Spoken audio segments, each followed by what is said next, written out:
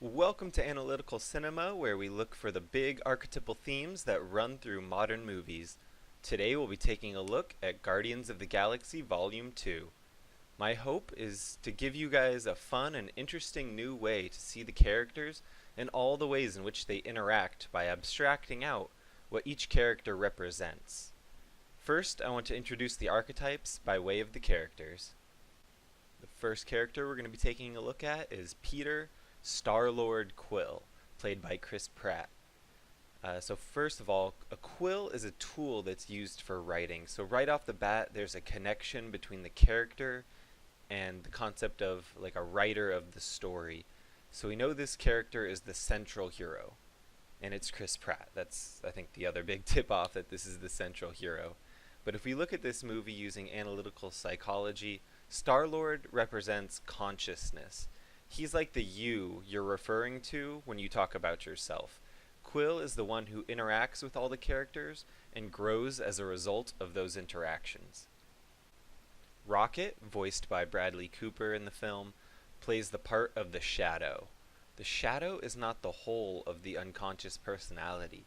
It represents unknown or little known attributes and qualities of the ego, aspects that mostly belong to the personal sphere and that could just as well be conscious. Carl Jung, Man and His Symbols, page 174. A lot of Quill's less admirable traits can readily be seen in Rocket, who seems to embrace them, such as pride, and we see this in the scene where the Guardians must escape from the Sovereign. There's an interaction that shows that Quill and Rocket suffer from very similar pride complexes. They fight over who will control the ship as they fly through the quantum asteroid field, and it leads to most of their ship getting destroyed and having to make an emergency crash landing. The shadow represents those aspects of oneself that you don't particularly want to acknowledge or embrace for whatever reason. Gamora, played by Zoe Saldana, represents the anima. Now, Gamora is a very dynamic character, and she's actually part of two major archetypes in this film. Along with her sister Nebula, they're the adversarial brothers archetype, and Gamora can also represent Quill's anima. The anima is the personification of all feminine psychological tendencies in a man's psyche, such as vague feelings and moods, prophetic hunches, receptiveness to the irrational, capacity for personal love, feeling for nature, and last but not least, his relation to the unconscious. Carl Jung, Man and His Symbols. Gamora represents Quill's relationship with his anima, and we see throughout the film instances of Gamora giving Quill her feminine intuition, which he will just ignore, until later when he accepts what the anima has to offer, and then we'll see Gamora and Quill come together on the screen as well. After Ego reveals himself to the group, it is the anima that encourages Quill to explore this new possibility. It is the anima, the inner feminine, that encourages young men to grow and explore. And much later in the film, there's a scene of Gamora and Quill dancing together, which is a representation of the anima and consciousness coming together. And Quill wants to talk about the unspoken bond between them. So the consciousness is seeking the anima, but when Gamora tries to warn Quill that something is not right with Ego, Quill becomes defensive and shuns his anima. It isn't until the final battle that we see Quill accept the anima's intuitions, integrating his inner feminine, and then we see Gamora and Quill come together as Quill has integrated his anima. And so as we see Gamora and Quill come together on screen, so too does his consciousness and his anima come together. Groot, voiced by Vin Diesel in the first movie, Groot gives up his life and comes back as a twig. So Groot is kind of like a phoenix. He played a role similar to Dumbledore's phoenix Fawkes in the second Harry Potter book. Groot should be thought to represent the cycle of life, death, and rebirth. Groot is a really fun character, and in the final fight, Rocket gives Groot the bomb made of the batteries he stole from the Sovereign, and it's Groot's mission to put the bomb on Ego's core and press one of two buttons. One button will instantly detonate the bomb and kill everyone. The other button will set the timer and give the gang time to get away from Ego's core to safety. There's a lot to unpack in just those few scenes, but ultimately it is the spirit of rebirth that will destroy what ego represents. Yondu, played by Michael Rooker. Yondu is actually a very complex character in this movie, and I was really impressed with how Rooker and Gunn made me feel about Yondu at the end of this movie compared to how I felt about him at the end of the last movie. Yondu is the cultural father of Quill. He represents the benevolent aspects of society that shape individuality and encourage growth. So while he's not a part of Quill the way Ego is, he still plays that fatherly role, as he is the one who imposed a morality system on Quill, as fathers do for their children. So we'll see Yondu not only having his own struggles with Stakar and his own crew's mutiny, but he'll also be guiding and protecting Quill along his journey. Despite all these personal problems he has, he's probably as close as it gets to a wise old man figure in this movie. At the end of the movie, Rocket gives Yondu just one airsuit and one jetpack as Ego the living planet starts to collapse. Yondu puts on the jetpack and rescues Quill, but as they enter the vacuum of space, he gives Quill the airsuit, thereby saving him. And when Yondu dies, he spreads his arms out as if he were crucified on the cross. The idea represented here is that it is the old, or culture more generally, that is supposed to make way for the young, or for the individual. And it's shown to us here by the image of a father saving his son and becoming a martyr in the process. The Sovereign are an interesting bunch of people. They're all gold, but it looks more like spray paint gold rather than a divine radiance type of gold. They were genetically engineered to be perfect and supposedly live in some kind of utopia. But on an individual level, we see that they're all horrible people. And judging from the first scene of the movie, interdimensional monsters aren't fans of theirs either, for whatever reason. The Sovereign can be interpreted as the idea of utopian society. Their people are golden, and gold is a pure metal that doesn't easily mix with other metals. In literature, it's often associated with the sun, with prosperity and enlightenment. But the gold isn't a sparkly divine type of gold. It looks like an artificial gold, and this theme of a symbol being fake is relevant a few times throughout the film. The idea of the gold being fake leads to the idea of the society itself not quite being as magical as its queen alludes to, because we know that in order for a society to be truly utopian, every individual in the society would have to be virtuous, and we can see that isn't the case. So those are the major characters, and now I'm going to introduce one of the major archetypes used in the Guardians of the Galaxy series.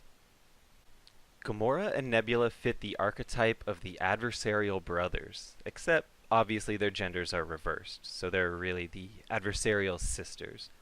They are the daughters of Thanos, and as children they were forced to fight one another. The loser would have some piece of their body replaced with machinery. The story of the adversarial brothers is an ancient story, with examples in mythologies all over the world, such as Cain and Abel from the Bible, Romulus and Remus from Roman mythology, and of course, Thor and Loki from Norse mythology and other movies in the Marvel Cinematic Universe. In the movie, Gamora is sitting by herself in a field on Ego's planet after a fight with Quill the night before.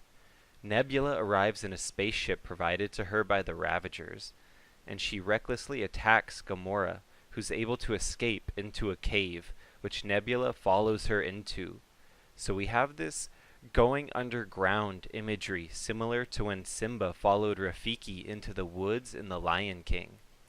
This imagery is often used to depict a going into unconscious idea. The ship gets stuck in the confined space of the cavern, and Gamora picks up a piece of the ship and returns fire at her sister. Nebula is trapped in the burning remnants of her ship, and Gamora risks her life to save her sister. When Nebula wakes up, she attacks Gamora again, and after a quick scuffle, Nebula gets Gamora into a losing position, and Gamora gives up and bares her throat to her sister in a sign of submission. Instead of killing her sibling and following the route of Cain, she sheathes her weapon, and with an expression of pure joy declares, "Ha!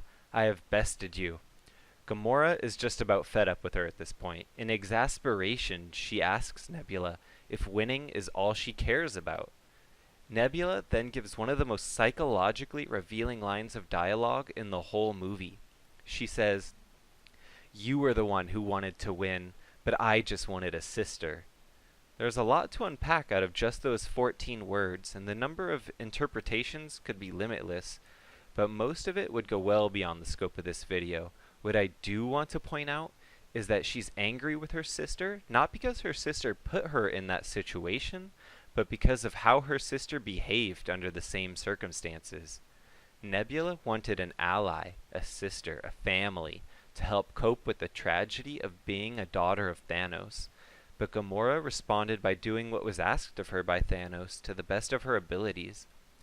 Every time they fought, Gamora would win, which would make Gamora, who's the favored daughter of Thanos, Abel, who is the favored son of God, while Nebula represents the embittered and murderous Cain, and Cain wanted to kill his more successful brother to spite God. Similarly, Nebula wants to kill Gamora and then kill Thanos. But Gunn doesn't stop there. He advances the narrative of the adversarial brothers in a brilliant way. Every time Nebula fails to defeat Gamora, or fails to live up to the ideal set forth by God, or in this case Thanos, Thanos would replace a piece of her organic body with artificial machinery. This is another point where any number of interpretations could be valid, but here on Analytical Cinema, we like to think in loose metaphors. While you're growing up, you're largely at the mercy of your own nature, and you have almost no control over yourself. You'll cry for everything, you impulsively chase desires you don't understand or that you even know you shouldn't be pursuing. And as you're growing up, it is traditionally the responsibility of the Father, of God, or culture itself to raise you into a civilized human being. But that process is treacherous. You could end up favored by God, or in this case Thanos, and go down the path of Gamora, meaning your nature only had to be shaped a little because you were already so close to being able to function in society. Or you could feel that you aren't matching up to the ideal, whether imposed on you by yourself or imposed on you by society, and you become resentful and want to kill your ideal and the structure or person that imposed it in the first place. As Nebula loses to Gamora, Thanos would replace pieces of her organic body with machinery. And now that they are grown, they both seem to be evenly matched enough, but Gamora kept all of her organic body intact, while Nebula became an embittered cyborg. The machine pieces of Nebula are a display of just how much her individuality was altered by society. Finally, we're going to talk about Ego and his relationship with Quill, and we're going to see what can be abstracted out of that. The very fact that his name is Ego, the fact that he's Quill's biological father, and that he's a god with a small g, makes the relationship between Ego and Quill a very rich source of metaphors to be interpreted. The name Ego could be abstracted literally to be Quill's ego, and therefore the fight between them is a personification of Quill's struggle with his own ego, a struggle with his own pride that would give the whole movie a man versus self sort of theme. But I think the more fun way of looking at Ego is that Ego is a personification of an ideology.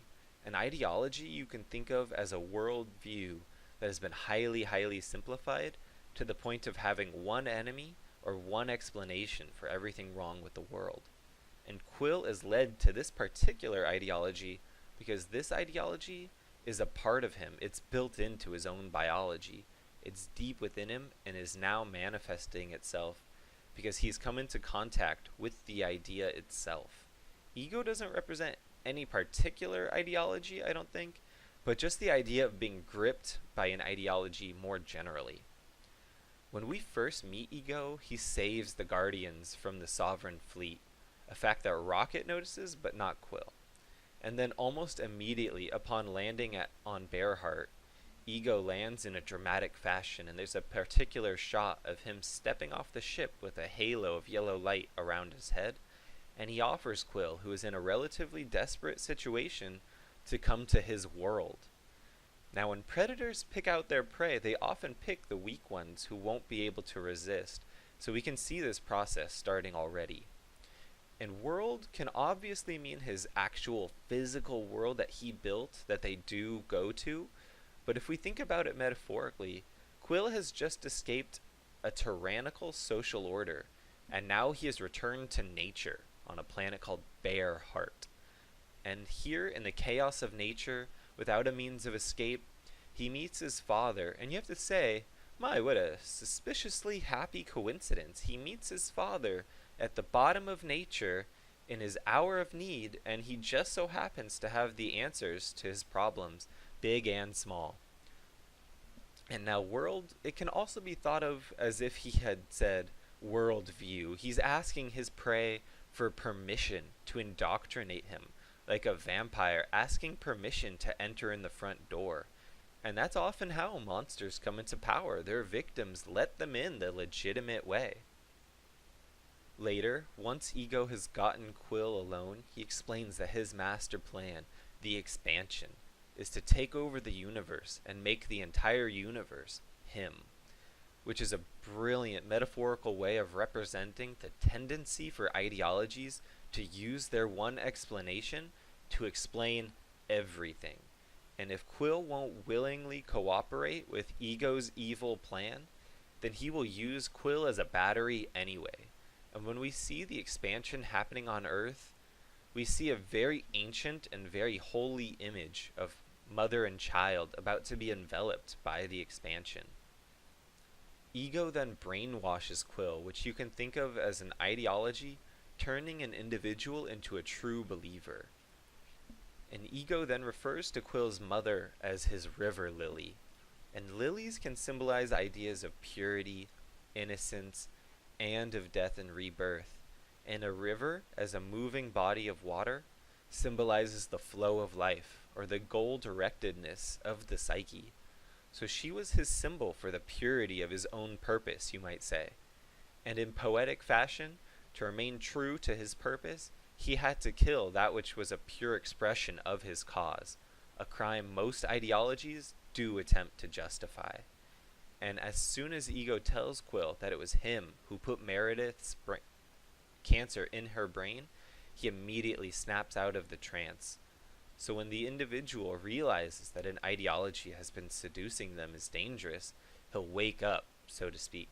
But not just dangerous, the tyrannical father kills the great mother, or the ideology crosses an idea that is even more fundamental to its victim.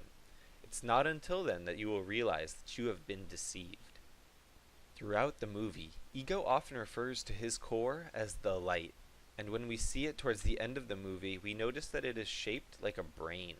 Ego's core is associated with the idea of the intellect, or of being enlightened, and Ego himself mentions this several times. So ego is what happens when we start to attach too much pride to what we already know from our ideologies, and we stop looking for answers outside of ourselves, or when we think we can encompass the whole universe.